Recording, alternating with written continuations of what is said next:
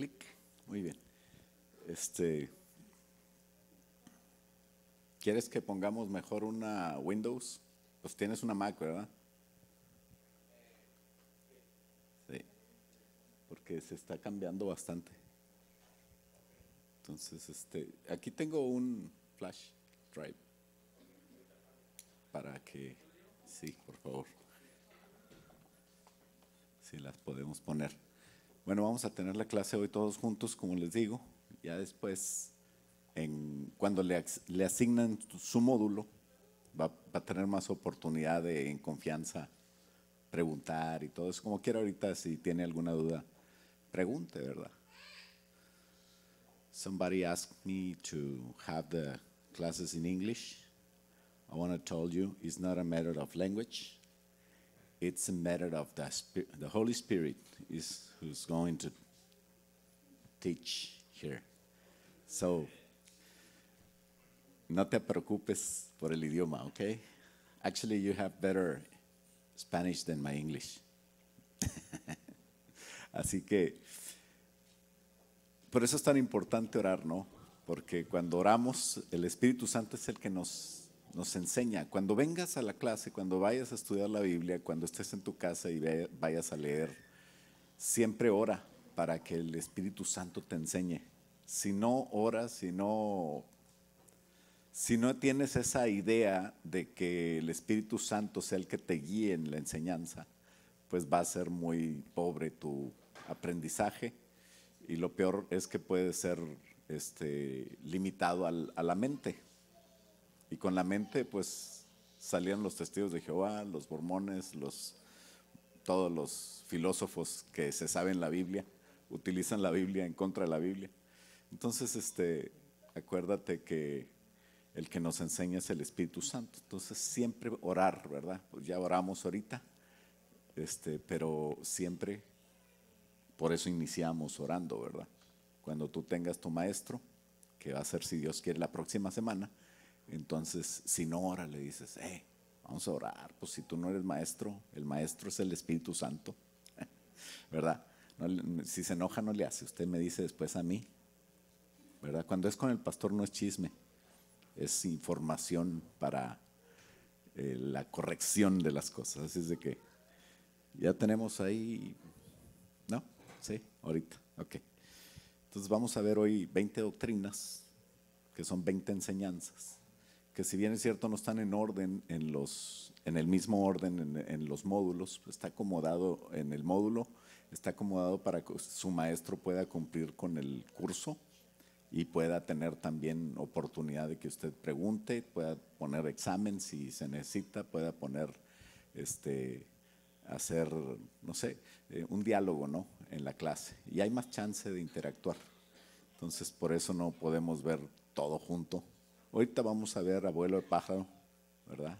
Así por sobre un repaso de todo lo que se quiere ver, ¿no?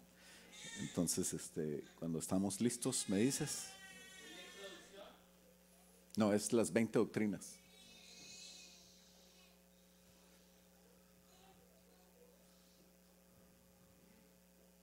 ¿Sí está o no está? ¿Cómo?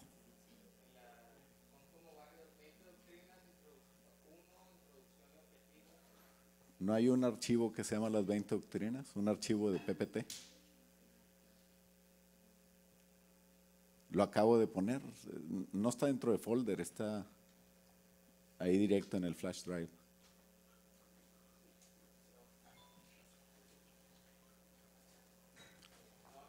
A ver, me voy.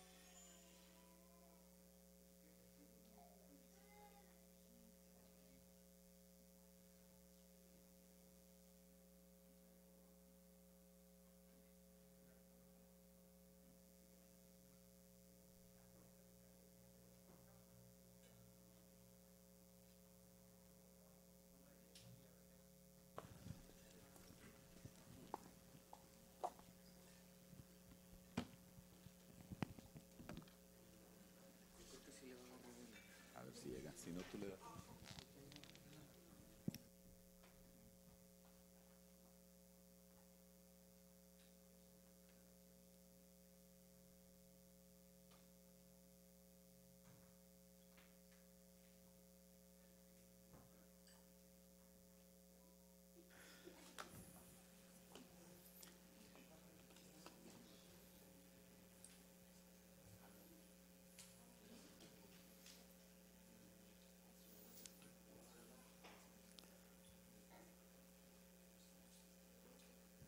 Bueno, como les dije, pues esa es cuestión de que el Espíritu Santo nos guíe, ¿no? Entonces siempre ore para que podamos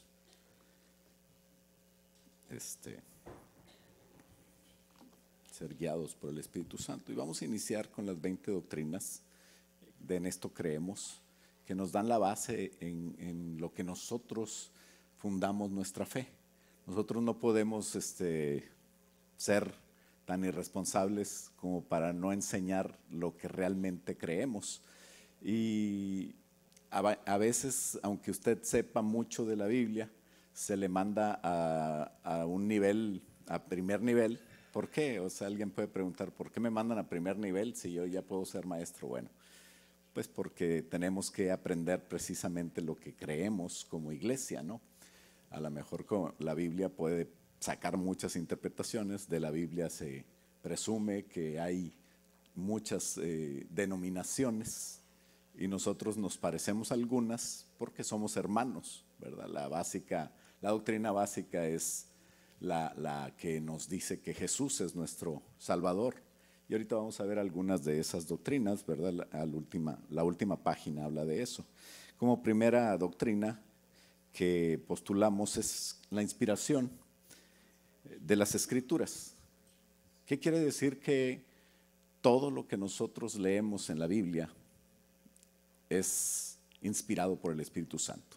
Quiere decir que nosotros no le vamos a decir algo que creemos que no esté respaldado por la palabra de Dios. De hecho, dice el enunciado, creemos, dice clic ahí, creemos que la Biblia es la palabra inspirada por el Espíritu Santo. Dios mismo hablando al hombre, tanto en el Antiguo Testamento como en el Nuevo Testamento. Ahí hay algunas citas bíblicas en las cuales nos apoyamos, ¿verdad? Para leer todo eso. Sin embargo, una doctrina está apoyada en toda la Biblia. Si usted quiere este archivo, pues al final me lo dice, se lo paso en WhatsApp, ¿verdad? Como PowerPoint. O también le puede tomar fotos ahí, pero es muy bueno que usted tenga chance de estudiar.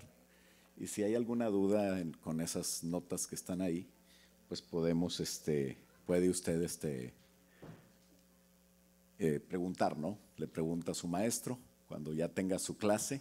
O sea, les repito, esta clase es introductoria, esta clase es lo que nosotros creemos en general, pero ya la próxima semana va usted a tener su salón. La hermana Areli, que está ahí atrás, le va a decir dónde le toca y ya se va a dar cuenta que tiene un maestro especial para usted. Entonces va a ser un maestro que sabe mucho, que tiene mucho, y si no, pues tiene que saberlo, ¿verdad?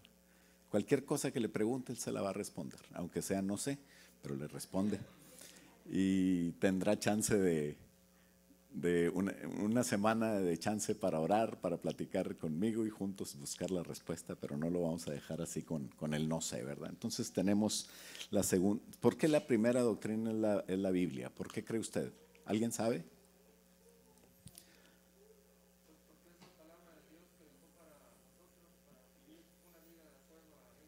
Así es. Entonces es lo que nos da a nosotros la verdad, la palabra de Dios. Si usted se sale de la palabra de Dios, pues usted puede creer lo que quiera. Pero si usted me respalda algo con la palabra de Dios, entonces vamos ahí a analizarlo y a ver qué tipo de interpretación le estamos dando para ver por qué creemos lo que creemos, ¿no? Entonces, estudiar la doctrina es el antídoto para contrarrestar el veneno que el diablo pone en las filosofías, en el engaño, en las malas interpretaciones. Entonces, cuando nosotros tenemos doctrina, nosotros nos podemos sanar a nosotros mismos, ¿no? Un antídoto es para cuando alguien tiene un veneno, el antídoto le sirve para que el veneno no surja efecto. Y eso es lo que hace la doctrina, cuida nuestra vida espiritual, ¿no?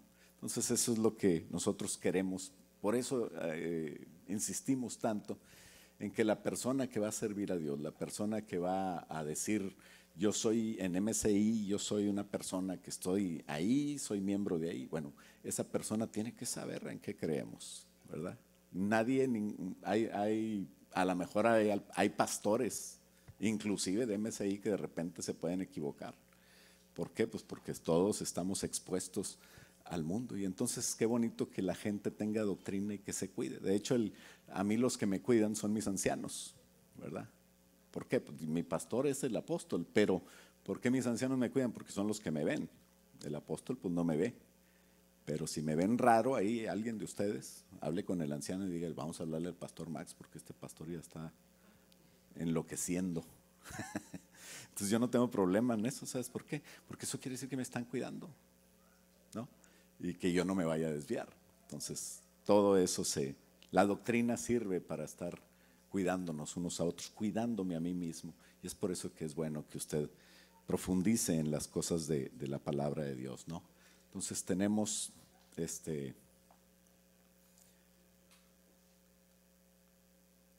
no llega. ¿Sí llega? A lo mejor muévele tú. Bueno, tenemos la segunda doctrina, pues es Dios, ¿no? Creemos en un solo Dios, revelado en tres personas, Padre, Hijo y Espíritu Santo. Entonces, no son tres dioses, ¿verdad? Es un solo Dios. Y no somos politeístas. Tampoco es una persona, sino son tres personas de un Dios. Es la unidad de Dios. Es algo que es difícil de entender. Si usted no entiende, no tenga problema, yo tampoco lo entiendo. O sea, nadie puede entender a Dios. Nuestra mente es tan pequeña que sería un Dios muy pequeño si yo lo pudiera encajonar en mi mente. Entonces habrá cosas que tengamos que entender por el Espíritu Santo y por la fe. O sea, de hecho la palabra de Dios dice que el que se quiera acercar a Dios es necesario que crea que le hay. Hablando de la fe, Hebreos 11:6 dice que la fe es la certeza de lo que no veo. Entonces, no quieras entender con tu mente todas las cosas, tenemos que creer, y tampoco es una fe loca, una fe ciega, una fe que no tenga explicación, porque tratamos de entender en la palabra de Dios y por el Espíritu Santo las cosas. Entonces, parece que nos contradecimos, pero no se contradice. Lo que pasa es que tenemos que ser humildes. El humilde se acerca a Dios.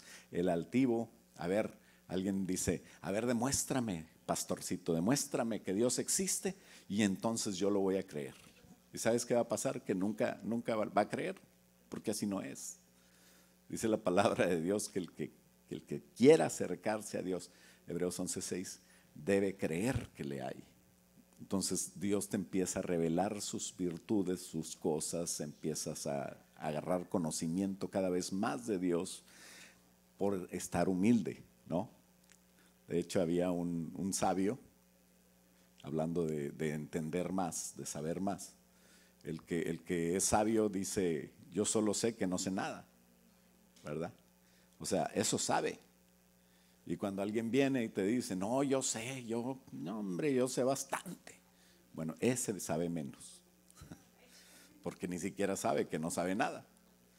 El sabio sabe que hay tantas cosas que descubrir, hay tantas cosas que aprender, que no sabe nada, ¿no?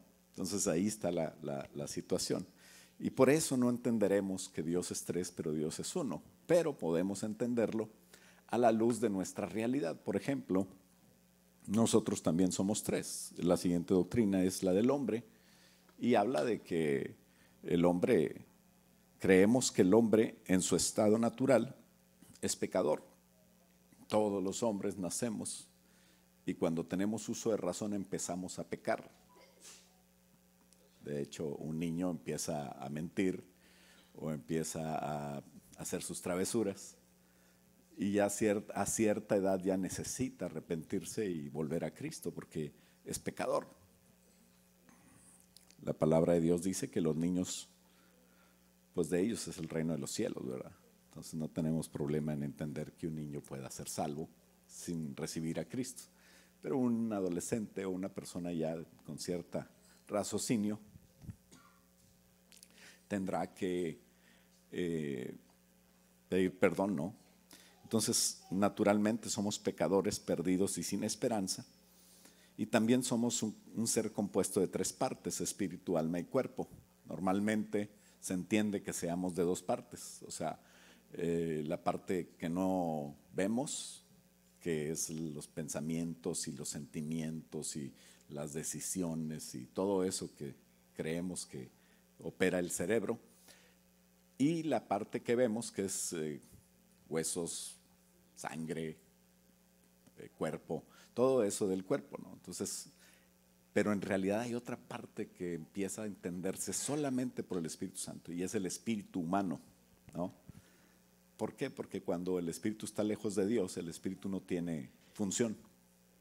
Cuando el espíritu humano está lejos de Dios, no tiene función, está muerto. Y qué bueno que esté así, porque si no está muerto puede estar despierto a las cosas del mundo de las tinieblas. Por eso es que cuando viene un brujo o alguien que tiene el espíritu, que hace sesiones espiritistas y cosas del mal, viene a la iglesia, esa persona tiene una liberación terrible a veces, y son los que se revuelcan y hacen cosas, y normalmente una persona que se convierte pues viene a la iglesia, empieza a liberarse de cosas que trae a nivel de alma, no sé si me explico, pero el espíritu está aprendiendo. Entonces lo primero que pasa cuando uno se convierte es que el espíritu humano revive, ¿no? ¿Qué quiere decir vivir? Estar junto. ¿Qué quiere decir morir? Estar separado. En estas clases tú vas a encontrar el concepto de que muerte no es como dicen por ahí, que se acabó, la muerte es el final. No, la muerte es una transición hacia lo eterno, hacia dónde vas a pasar tu eternidad.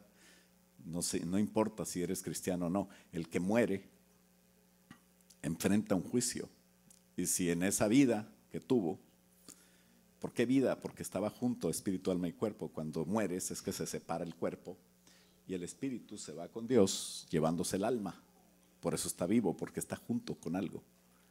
Espíritu y alma están juntos. Y qué bueno que el espíritu esté junto también al espíritu de Dios, porque entonces eres salvo. ¿Sí me explico? Ok, si tiene alguna duda, pues me pregunta. Si puede esperar, entonces le pregunta la próxima semana a su maestro, ya en la clase, ¿no? Si no, no acabamos. Entonces, en la doctrina número 4, tenemos ya empezamos con la cristología. ¿Qué quiere decir cristología? Lo que tiene que ver con Jesús. Y habla de que Jesús es humano y es divino. Gracias. Jesús es Dios, no es medio Dios y medio hombre. Jesús no es así. No tiene un talón humano como Aquiles o como las mitologías griegas, que eran semidioses. No, Jesús es 100% Dios. Y siendo 100% Dios, vino y nació de una virgen tomando un cuerpo humano y siendo 100% humano. Dice la palabra de Dios que Él dejó su poder en el trono, dejó su omnisciencia, o sea, omnisciencia quiere decir que todo lo sabe, su omnipresencia quiere decir que estaba en todos lados, dejó todos esos atributos que solamente tiene Dios, pero Él no dejaba de ser Dios. Si en un momento dado un rey deja su cetro, deja su corona, su capa, se viste de civil y anda entre la gente, pues él es el rey, sigue siendo el rey, no deja de ser lo que es. Entonces Jesús es lo que hizo, dejó su trono y vino y tomó un cuerpo humano desde que nació como bebé. ¿Y por qué dice la Biblia que empezó a aprender? Dice Jesús crecía en gracia y en sabiduría. Pues porque él no sabía todo. Y él estaba con María y con José y se lo llevaban a Jerusalén y se lo regresaban a Nazaret. Y entonces él creció en un lugar, no estaba en todos lados. Y Jesús no hacía muchos milagros. Hasta que tuvo 30 años, él hacía los milagros por el Espíritu Santo. Entonces ahí vemos vamos a tener la oportunidad de ver lo que es la divinidad y la humanidad de Jesús. Otra doctrina es la expiación por Jesús. ¿Qué quiere decir? Expiación quiere decir lavar o quitar, ¿no? Jesucristo lavó nuestros pecados con su sangre. No se podía lavar de otra manera nuestros pecados. La culpa de nuestro pecado necesitaba un derramamiento de sangre. Y la Biblia dice en Hebreos que la sangre de los machos cabríos, de los becerros, de los borregos, no podían expiar los pecados, sino que era como un símbolo del Cordero que iba a venir. Por eso cuando Juan el Bautista le dijo a los judíos, un pueblo que siempre desde que fueron liberados de Egipto y desde antes, desde Abel, Caín, desde el mismo Adán, hasta la fecha en que Jesús apareció, siempre habían sacrificado corderos. Y cuando Juan presenta a Jesús, le dice, este es el Cordero de Dios que quita el pecado del mundo.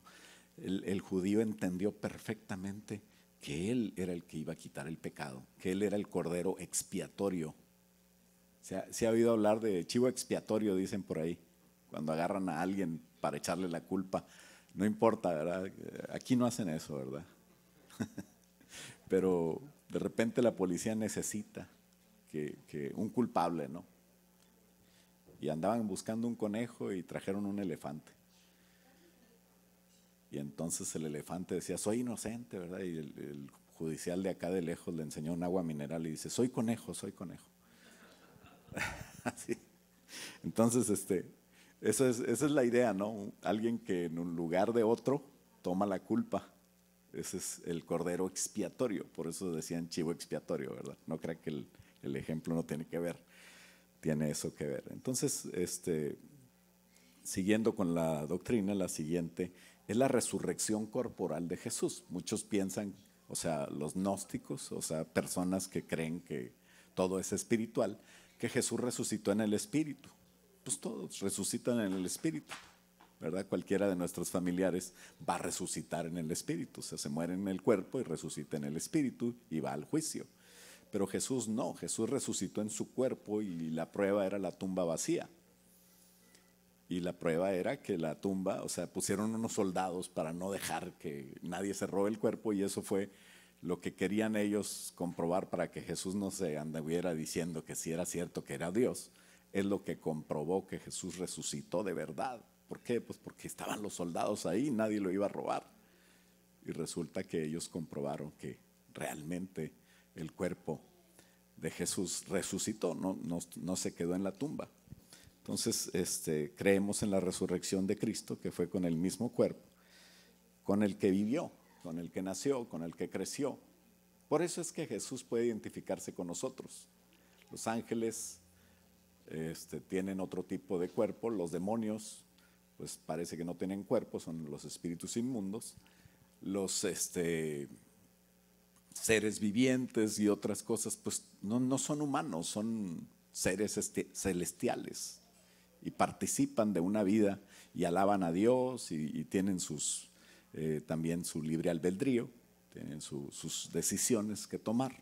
Por eso hay ángeles que cayeron y ángeles que siguen en la presencia de Dios. Entonces, pero no son humanos.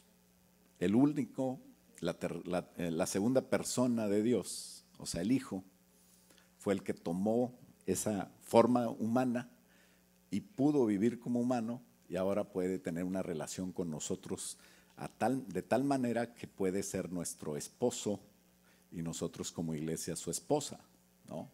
Eso es algo espiritual, no se puede entender así todo como quisiéramos entenderlo, pero sí sabemos que Jesús es el que tiene la cabeza de la iglesia y nosotros somos su cuerpo. Esa es otra manera de decirlo, que quiere decir que somos de la misma esencia, que somos la relación que vamos a tener con Jesús. Entonces todo eso en la resurrección corporal de Jesús se puede entender un poquito más. Podemos adentrarnos también en lo que es la ascensión de Jesús. ¿Qué quiere decir eso? Que Jesús ascendió a los cielos en su cuerpo.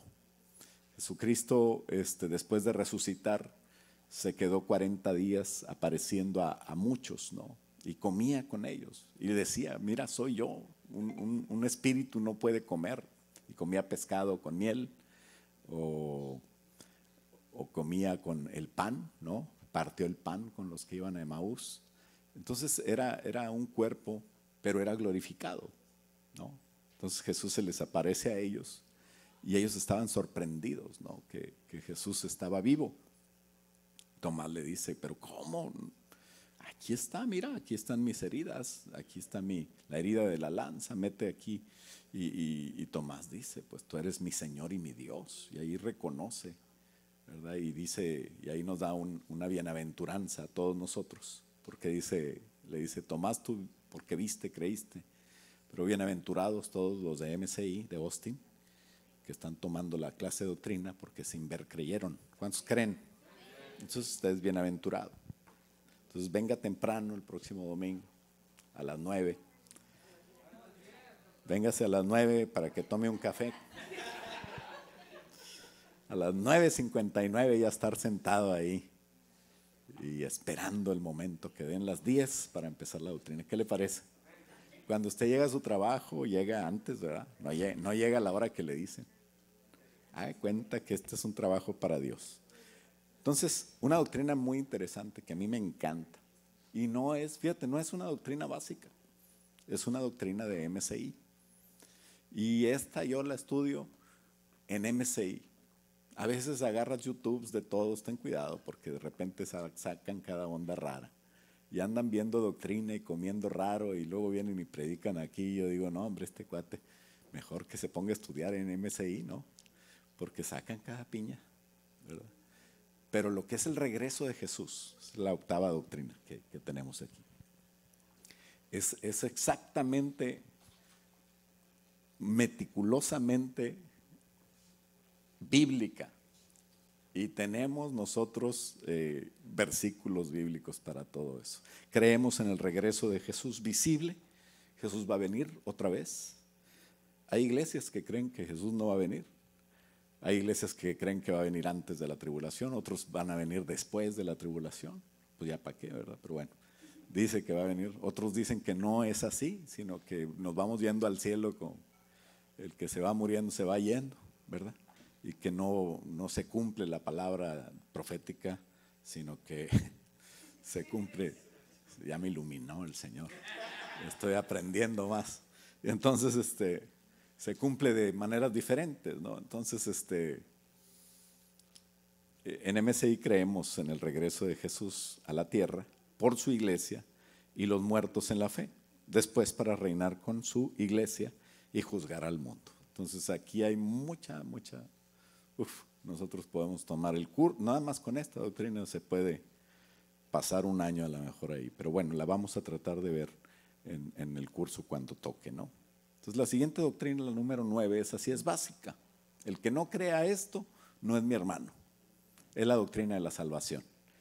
Creemos que la salvación se obtiene por arrepentimiento, ¿no? Arrepentimiento de pecado por la fe personal en Jesucristo, por gracia y no por obras. ¿Ok? ¿Qué quiere decir eso por gracia y no por obras? Que nadie te puede decir, es que si tú no te bautizas, no eres salvo. Es que si tú no vas a la iglesia, no eres salvo. Es que si tú no vas a la clase de escuela dominical con el pastor David Díaz o con el profesor Susano, entonces tú no eres salvo. Si no diezmas, no eres salvo, ¿verdad? O sea, ¿qué quiere decir eso? Que hay mucha gente que cree que las obras te salvan. No, las obras son consecuencia. Como dice Santiago, las obras es tu fe. O sea, porque tú crees, pues claro que vas a hacer obras y se te va a notar si eres salvo, pero nadie te va a estar juzgando y te va a estar diciendo, tú no eres salvo. ¿Por qué? Porque puede haber personas que no sabían que estaban mal y eso se llama el proceso de santificación, ¿no? Es otra doctrina, pero vamos a verla más adelante. Pero la salvación es por fe. Nadie te va a vender la salvación. Hay iglesias que tienen las famosas indulgencias, ¿no? ¿Qué quiere decir eso? Que si tú das una lana, pues tu pecado es perdonado, ¿verdad? Entonces decía, a ver, échale a la charola y cuando se oye el clic ahí de la moneda que cae, en ese momento tu pecado estaban hablando de los familiares que iban a sacar del limbo. Y cuando se oye el clic de la moneda que cae, tu familiar sale del limbo. Entonces el cuate le echó la moneda, se oyó el clic y agarró otra vez la moneda rápido. Ya se salió aquel. ¿Verdad? Entonces, pues así dicen, pues así también. Pero bueno, nosotros creemos que la salvación es por fe. No se cobra, se pagó, Jesús lo hizo y nadie puede cambiar eso. Bueno, las ordenanzas del bautismo en agua y la Santa Cena son ordenanzas de Jesús. ¿Por qué alguien cuando tomamos la Santa Cena, por qué decimos que ya debe estar bautizado? Porque es una ordenanza. Entonces estás pendiente con algo que tienes que hacer. Igual que si estás en algún pecado o estás enojado con alguien y entonces tienes que perdonar. Por eso no estamos listos para tomar la Santa Cena, ¿no? Entonces, cuando nos vamos a bautizar, tenemos que estar bien con Dios y hacerlo por obediencia a Dios, a Jesús. El bautismo se hace en el nombre del Padre. Creemos que el bautismo en agua, para identificación del creyente en la cena del Señor y para conmemoración ambas de la muerte y resurrección de Cristo. Cuando tomamos la Santa Cena, ¿qué celebramos? La muerte de Jesús, ¿verdad? Y cuando nosotros también nos bautizamos, pues igual, para la muerte y la resurrección. Entonces, ya vimos que la salvación es por gracia, por fe, ¿verdad? Entonces, el bautismo no me salva. El bautismo es una ceremonia de obediencia, es una obra cristiana, ¿no? Yo no me bautizo para ser salvo. Yo me bautizo porque soy salvo. ¿Hay alguien aquí que falte bautizarse? Si quiere levantar su mano o si quiere hable conmigo y nos vamos a buscar agua, ¿verdad? No esta agua. Agua para que se meta dentro de. Entonces, pero es por fe la salvación, ¿verdad? Y por gracia. Ya esto no son pagos, ni son cosas para ser salvo. Porque hay otras iglesias que dicen que si te bautizas eres salvo y formas parte de la iglesia. ¿No? Hay otras iglesias que dicen que si tomas la comunión eres salvo y necesitas hacerlo. Y no es así. Son consecuencias, ¿verdad?, de que eres salvo. ¿Tiene alguna duda, pregunta hasta aquí? Llevamos la mitad. ¿No? Bueno. La iglesia, creemos que la iglesia la forman personas que han recibido la salvación por la fe en Cristo, formando la iglesia universal en todas las naciones. O sea, tenemos una iglesia local aquí, pero todas las iglesias de MCI pues son la misma iglesia universal. Y todas las iglesias cristianas, bautistas, metodistas, presbiterianas, todos ellos son hermanos míos, ¿verdad? ¿Por qué? ¿Cómo sé que ellos son hermanos míos? Bueno, ahorita vamos a ver quiénes son y quiénes creemos que deben de ser y quiénes no. Al último, ¿no? También creemos en la vida de santidad. ¿Qué es esto? Que creemos que podemos vivir en este mundo sin participar de la maldad del mismo. ¿Quién lo ha hecho? Pues no sé.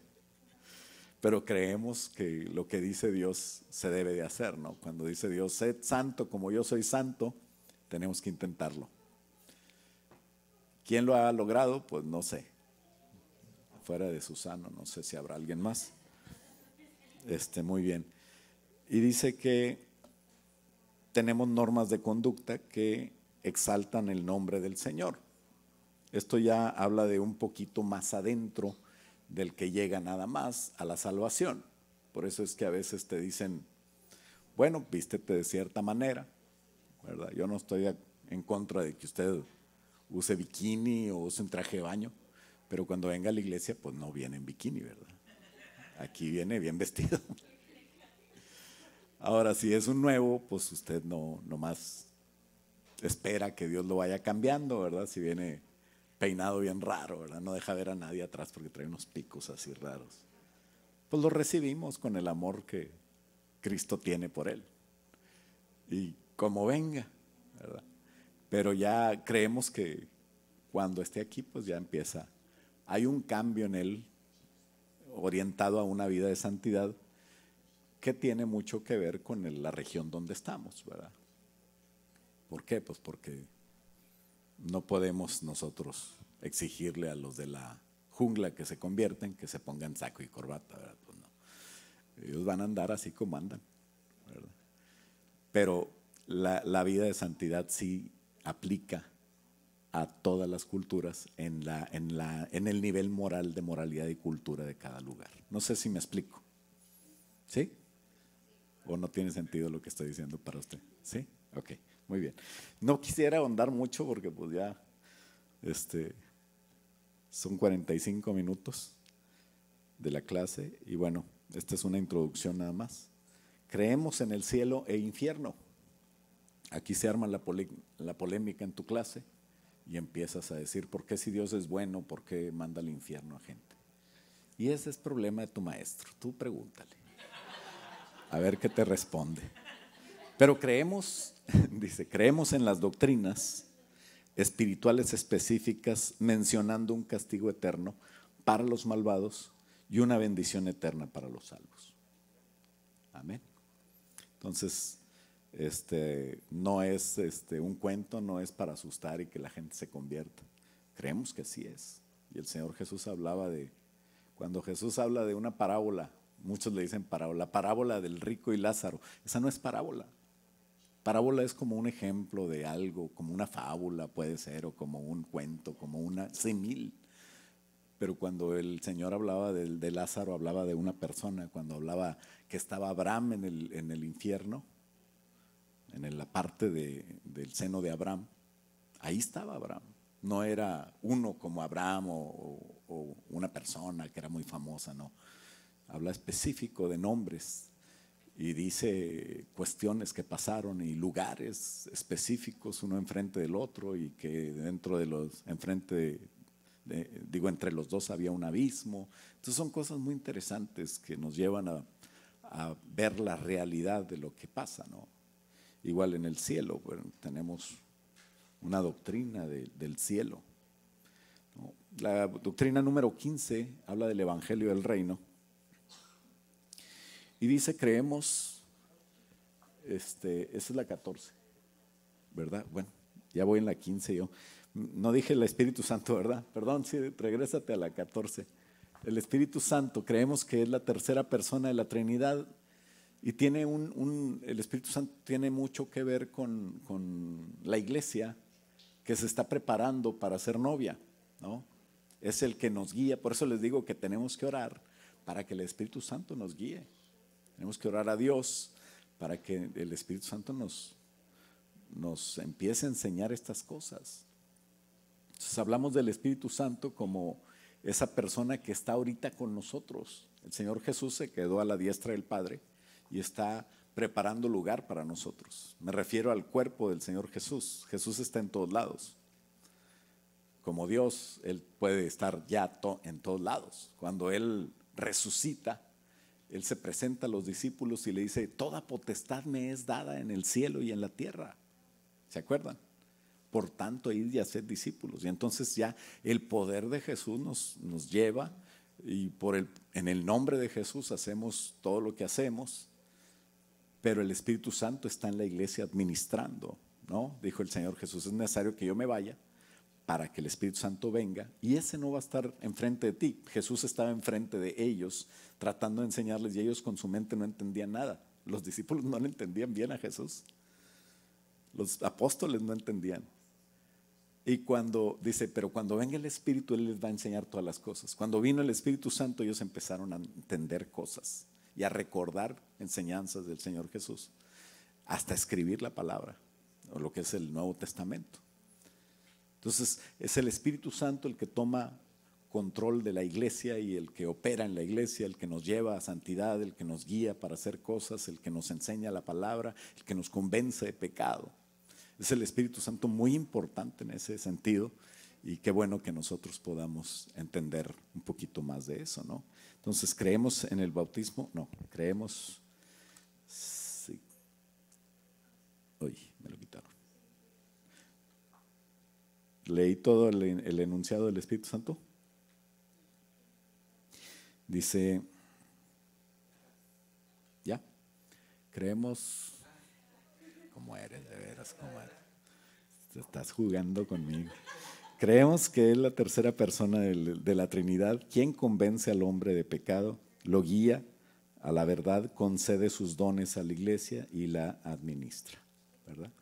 ¿Qué es los dones a la iglesia? Que a veces te da sueños y no entiendes nada, y vas con el pastor y el pastor te dice vamos a orar, y el Espíritu Santo te empieza a mostrar que son sueños interesantes.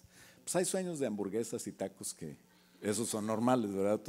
Pero hay sueños que te inquietan, ¿no? Tú sabes que Dios te quiere decir algo. Te recomiendo mucho que te pongas en contacto con el anciano o con el pastor y podamos nosotros buscar, porque a veces Dios está hablando, son dones de revelación para la iglesia, y el Espíritu Santo lo da a la iglesia. Cuando el Señor dice el Señor está hablando y dice yo soy tu Dios y eso, entonces no es que la hermana quiera llamar la atención, sino que el Espíritu Santo la está guiando. Entonces qué bueno que se llama profecía. Entonces, el siguiente es, ahora sí el 15, es el Evangelio del Reino, que quiere decir donde vivimos todo lo que creemos. Creemos en el bautismo en el Espíritu Santo con la evidencia de las lenguas, la sanidad, la liberación, la alabanza a Dios con danza, palmas, instrumentos musicales. O sea, ¿por qué tenemos batería? ¿Por qué tenemos piano, guitarra? ¿Por qué aplaudimos? ¿Por qué cantamos una hora casi? A veces la predicación es más corta que lo que cantamos. O sea, todo eso tiene respaldo bíblico. Nada de lo que hacemos en la Biblia, nada de lo que hacemos en la iglesia es porque pues, nos gusta hacerlo así. O alguien puede decir, no hombre, pues ya siempre hacen lo mismo, vamos a cambiarle, vamos a empezar con la predicación y todo. No, hermano. O sea, todo lo que hacemos tiene porqué, tiene un porqué y tiene un sentido y tiene una razón. Hasta por qué tocamos batería o guitarra, porque hay iglesias que dicen, eso no es de Dios. Hay iglesias que dicen, Dios vive fuera del tiempo, y para nosotros cantar tenemos que utilizar tiempos, 4 tiempos o 2 tiempos, ¿verdad? Según los ritmos. Entonces no es de Dios eso. Porque Dios vive fuera del tiempo. Yo, ok, pues cada quien no tiene su interpretación muy respetable, pero no va con nosotros. Entonces nosotros creemos lo que creemos y tenemos una razón. El siguiente es el gobierno de la iglesia. Eso también es una doctrina muy personal de MCI.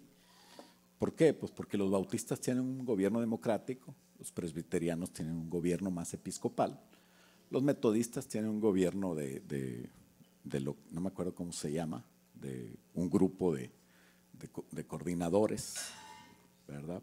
Entonces cada quien tiene su manera. Nosotros tenemos un gobierno al estilo de Hechos y Evangelios del Nuevo Testamento. Entonces, tratamos de basarnos en todo eso. Es muy triste que ahorita los apóstoles están siendo denigrados totalmente. O sea, ahorita dices apóstol y se imaginan una bola de personas que son apóstoles autonombrados, que ellos se han puesto, y es triste porque ya nos ven como mal también a nosotros, pero nosotros no le decimos apóstoles porque es la moda, ¿no? Eso es de siempre. Es lo que el Señor constituyó en Efesios capítulo 4, versículo 11. Es uno de el primer versículo de respaldo que viene ahí. Y bueno, estamos basados en la operación que tenían en Hechos. Y en Apocalipsis se ve también como Juan era apóstol de 7 iglesias y cosas así, ¿no? Que no quiero entrar ahorita en detalles, pero es un gobierno que tiene mucho que ver con lo que sigue. Lo que sigue es la doctrina 17, que son los oficiales ordenados. ¿Quiénes son los oficiales ordenados? Nosotros ordenamos en la iglesia ancianos, aparte del pastor, dice, creemos en la ordenación del pastor y los ancianos para cuidar y administrar y gobernar la iglesia local, y diáconos para asistirlos en esto, excepto en el gobierno. O sea, los diáconos son personas que ayudan y nosotros últimamente hemos tomado a los líderes de CFC para que también apoyen a los diáconos que tenemos, ¿verdad? Entonces, esa es la manera de nosotros de… La siguiente, 18, culto de alabanza y adoración. Bueno, ya hablamos un poquito de eso en el Evangelio del Reino. Creemos en el propósito del Señor. Al crearnos es para la alabanza de la gloria de su gracia y nos hace libres para rendirle culto. Le rendimos culto todos los días. El culto no es el jueves y el domingo, también es en la CFC, también es una iniciativa personal que tú debes de tener cada día, de orar, de buscar a Dios, de rendirle culto al Señor. 19, mayordomía cristiana. Creemos que todo lo que el hombre posee es propiedad de Dios, incluyéndolo a él mismo, y que debemos de cuidar y administrarlo de Dios de acuerdo a su voluntad. De ahí sale porque el diezmo es el diezmo, porque la ofrenda es un agradecimiento aparte de reconocer es el diezmo, y porque el otro 90, 80 y tantos % que te queda, o lo que te quede, tienes que administrarlo de acuerdo a la palabra de Dios. O sea, no vamos a orar, ¿verdad?, para ver si compro pasta y desodorante. No, compre. Pero lo haces porque quieres servir a Dios, quieres estar limpio, ¿no? Y ya cosas que edifiquen, ¿verdad? No despilfarrar dinero y cosas así, porque respetar que ese dinero y tú eres de Dios, ¿no? Entonces qué bueno que te sirva para divertirte, para ir de vacaciones, para comprar una casa. Nadie te lo va a quitar, pero tú vas a dar cuentas de todo lo que haces. ¿Estamos de acuerdo? Eso es mayordomía. Y la última, por último, nosotros creemos que cada quien tiene libertad de elección. Nadie está aquí a fuerza, a menos de que tengas menos de 5 años y te trajeron. Bueno, hay unos maridos que está bien que los traigan a fuerza. Pero creemos que cada quien tiene, cada persona debe de responder ante su creador por sí misma, y nadie, persona, gobierno, tiene el derecho de interponerse entre el hombre y Dios. Cuando pasa esto, empieza la persecución, pero gracias a Dios por Estados Unidos, ¿no?, que nos ayuda para todavía poder tener un culto libre y poder creer la religión que creas, aunque tengamos que aguantar a otros que creen diferente. Pero bueno, de eso se trata la libertad. Amén. Entonces, ¿dudas, preguntas? ¿Ninguna? La próxima semana usted va a tener un lugar donde estar con un maestro. Entonces ya a lo mejor los grupos son de no sé, de 10, 15 personas o 5 personas. A veces tiene grupos de 2 personas.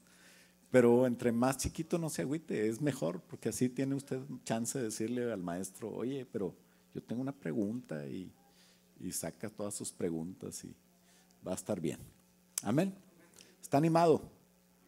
¿Está contento? Bueno, ahí Areli, allá está levantando la mano, esa mera, la de rojo. Ella le va a mostrar, vaya con ella por favor, ella le va a decir dónde va usted. Hay que estar aquí el próximo domingo a las 9:59 y poder nosotros empezar la primera clase. Entonces no falte, no se la pierda. Es muy importante que nosotros nos preparemos para servir a Dios. Cuando hablaba les prometí la última, ¿verdad? Las doctrinas indispensables son las que nos dicen quién es mi hermano y quién no es mi hermano. O sea, cuando yo recibo a Cristo hago una declaración. Mire su lado derecho de la pantalla. Dios mandó a su Hijo por mi necesidad para morir por mí. Venciendo al pecado, y ante el Padre me dio salvación. Eso es lo que es la declaración que yo creo cuando yo voy a ser salvo. Y todo eso está respaldado en la doctrina, en las primeras doctrinas casi, la 2, la 4, la 3, la 5, la 6, la 7 y la 9, de las que vimos ahorita. O sea, la doctrina de Dios, la doctrina de Jesucristo, la expiación, la expiación, resurrección, ascensión y salvación. Las personas que creen eso, no me importa si se llaman bautistas, metodistas, presbiterianos, pentecostales. Algunos no estudian mucho la palabra de Dios, otros estudian mucho y no danzan, y pues son diferentes, somos diferentes, ¿no? Y el cuerpo de Cristo así es diferente. No quiere decir que, dice Pablo, es que este no se parece a mí porque este es pie y yo soy mano, ¿verdad? Pues qué bueno que no se parece a ti, porque imagínate si tuviéramos 4 manos, parecíamos changuitos, ¿verdad? Se ha visto los pies de los changos, parecen una mano, pero el cuerpo de Cristo no es un chango. Entonces unos son pies, otros son manos, otros son ojo, otros son oído. Los que hablan mucho son boca, ¿verdad? Pues ya no voy a hacer boca por hoy, voy a tratar de entonces que el Señor nos guíe, ¿no? Y anímese, no deje de venir. Pues vamos a orar. Padre, te damos gracias por esta clase especial donde mis hermanos estuvieron aquí, Señor, viendo, Señor, las verdades, los principios y las cosas interesantes que tú tienes para enseñarnos. Ayúdanos, Señor, a tener no solamente el querer, pero hacer, Señor, el esfuerzo para venir, para estudiar y para juntos, Señor, introducirnos en esta aventura, Padre, que es de conocer más tu palabra, de conocer más de ti y de todas las cosas que tienen que ver contigo en nuestra vida. Te lo pedimos en el nombre de Jesús, Señor. Guíanos en el nombre de Cristo y muévete en el culto que sigue, Padre. Te lo pedimos en el nombre de Jesús y todos decimos amén. Bueno, vamos a descansar